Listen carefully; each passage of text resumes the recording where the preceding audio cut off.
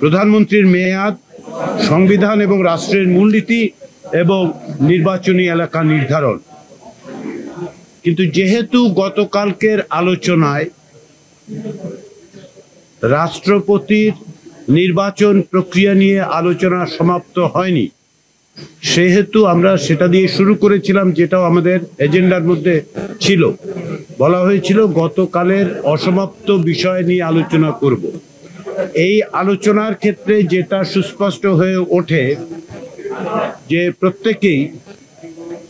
প্রায় প্রত্যেক অংশগ্রহণকারী আমাদেরকে স্মরণ করিয়ে দেন যে এর সঙ্গে যেহেতু দ্বিকক্ষ বিশিষ্ট পার্লামেন্টের প্রশ্নটি জড়িত, অর্থাৎ রাষ্ট্রপতি কিভাবে নির্বাচিত হবেন সেটা অনেকের ক্ষেত্রেই দলগতভাবে যে সিদ্ধান্ত সেটা নির্ভর করছে যে উচ্চকক্ষ তৈরি হবে কিনা, হলে কিভাবে হবে। সেই বিবেচনার থেকে আমরা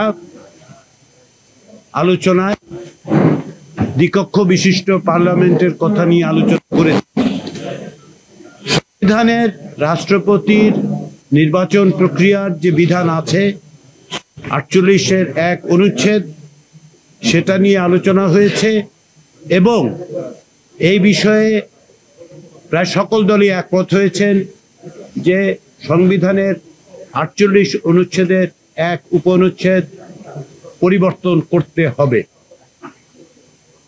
পরিবর্তিত, সংশোধিত বা সংস্কারের মধ্য দিয়ে কি দাঁড় করানো হবে সেটা আমরা পরবর্তীতে আলোচনা করব। যেহেতু এর সঙ্গে দ্বিকক্ষ বিশিষ্ট পার্লামেন্টের বিষয়টা আছে, সেহেতু আজকের আলোচনায় দ্বিকক্ষ বিশিষ্ট আইনসভা গঠনের বিষয়ে অধিকাংশ দল তাদের মতামত প্রকাশ করেছেন এবং সেটা যে 100 সদস্য বিশিষ্ট হবে সে বিষয়ে তারা একমত দিয়েছেন। আমরা আজকের নির্ধারিত বিষয়গুলোর মধ্যে প্রধানমন্ত্রীর মেয়াদ বিষয়ে আলোচনা শুরু করেছি। এখানে 2 মেয়াদের বেশি প্রধানমন্ত্রী একই ব্যক্তি থাকতে পারবেন না, সেই প্রস্তাব নিয়ে আলোচনা হয়েছে। কয়েকটি দলের পক্ষ থেকে এই প্রস্তাব এসছে যে এটা 2 মেয়াদের পরে আবার কি হবে, অর্থাৎ 2 মেয়াদের পরে 1 বা 2 মেয়াদ বাদ দিয়ে আবার তিনি প্রধানমন্ত্রী হতে পারবেন কিনা সেটি বিবেচনায় করার জন্য এসেছে এবং অন্যান্য আরো কিছু প্রস্তাব আছে। আমরা এগুলি আলোচনা অব্যাহত রাখব। আমরা রোববার দিন সকাল 10:30টায় মিলিত হব।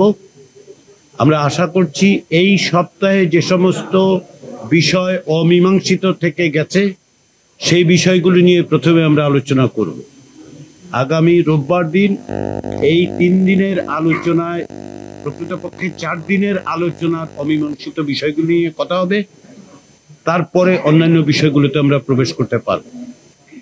আবারও বলি, আমাদের এই আলোচনায় বিভিন্ন রকম মত থাকলেও আপনারা নিশ্চয়ই লক্ষ্য করেছেন যে আলোচনা অত্যন্ত সৌহার্দ্যপূর্ণ পরিবেশে হচ্ছে।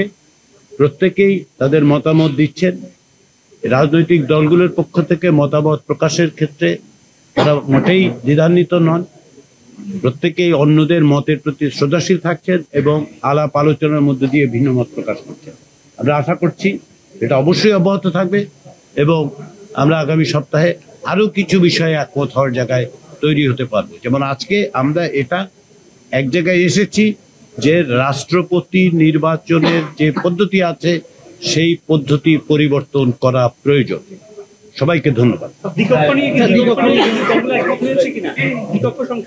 দ্বিকক্ষ বিষয়ে অধিকাংশ দল দ্বিকক্ষ বিশিষ্ট আইনসভা প্রতিষ্ঠার ব্যাপারে একমত হয়েছে 100 সদস্য বিশিষ্ট হওয়ার ক্ষেত্র। আবারও বলি, অধিকাংশ দল। এর অর্থ এই নয় যে আমরা এই মুহূর্তে এটাকে ঐকমত্য বলে বলবো, কারণ কিছু কিছু আলোচনার সংশ্লিষ্ট বিষয় আছে, এগুলির সাথে সংশ্লিষ্ট বিষয়গুলো নিষ্পত্তি না করে তাতে করে ভুল বোঝার অবকাশ আছে। আমরা কোনো অবস্থাতেই সেটা করছি না। আপনারা রাজনৈতিক দলগুলো যেহেতু অনেক বিষয়ে তাদের আবার ফিরে যেতে হচ্ছে, যেমন রাষ্ট্রপতি নির্বাচনের প্রক্রিয়া নিয়ে দ্বিকক্ষ কিংবা ধরুন প্রধানমন্ত্রীর মেয়াদ, এগুলো নিয়ে তার মত দিয়েছেন। আবার এইখানের মত শোনার পরে তাদের নীতি নির্ধারকদের কাছে যেতে হচ্ছে, সেটাই স্বাভাবিক, রাজনৈতিক প্রক্রিয়া, এটা স্বাভাবিক। সেই প্রক্রিয়ার মধ্য দিয়ে আমরা অগ্রসর হচ্ছি। আমরা আশাবাদী যে অনেক বিষয়ে আমরা এক জায়গায় আসতে পারবো। যেগুলো একমত হতে পারবো না, যেটা আমি আগেও বলেছি, যদি আমরা দেখি যে কিছু বিষয়ে একমত হওয়া যাচ্ছে না, সেগুলো আমরা উল্লেখ করব স্বচ্ছতার সাথে, যে এই সমস্ত বিষয় আলোচিত হয়েছে কিন্তু আলোচনায় একমত হওয়া যায়। সব বিষয়ে হওয়া যাবে আমরা মনে করি না, এটা একটা অসম্ভব প্রত্যাশা হবে। হলে ভালো হতো, কিন্তু হবে না, এটা আমরা জানি। বাস্তবতার বিবেচনা আমরা মনে করি যে অধিকাংশ বিষয় বা গুরুত্বপূর্ণ বিষয়ে আমরা একমত হতে পারবো। সেই চেষ্টা সকলের দিক থেকে আছে, রাজনৈতিক দলগুলোর থেকে আছে, আমাদের দিক থেকে ঐক্যমত কমিশনের পক্ষ থেকে তো অবশ্যই আছে।